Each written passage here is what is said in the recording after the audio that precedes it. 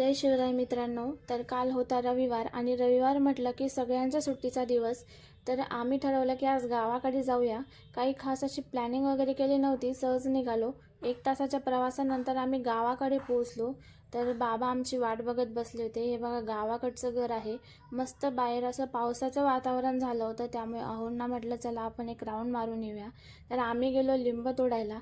तर आम्ही म्हटलं घराकडे नेण्यासाठी भरपूर असे लिंब घेऊन जावे।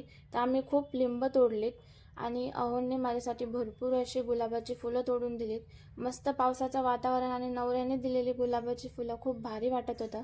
त्यानंतर आम्ही घरी आलो। हा आहे घरामागचा परिसर। खूप मस्त अशी हिरवळ पसरलेली होती पावसामुळे आणि गावाकडे कधीतरी यायचं म्हटल्यावर असं फिरलंच पाहिजे। खूप भारी वाटत होतं। त्यानंतर आम्ही रानात गेलो। रानात गेल्यानंतर सगळीकडे अशी टोमॅटोची झाडं लावलेली होती। मस्त त्याला छोटी छोटी टोमॅटो आलेली होती। हे बघा सगळीकडे असं पूर्ण टोमॅटोची झाडं लावलेली आहेत। त्यानंतर आम्ही गेलो ऊसाच्या रानाकडे। तिकडे हळद लावलेली आहे, बाजरी पेरली आहे, ऊस लावलेला आहे। सगळीकडे अशी कढीपत्त्याची झाडं आहे, नारळाची झाडं आहेत। मस्त अशी शुद्ध हवा चालू होती रानामध्ये आणि अशी शुद्ध हवा आपल्याला गावाकडेच भेटते।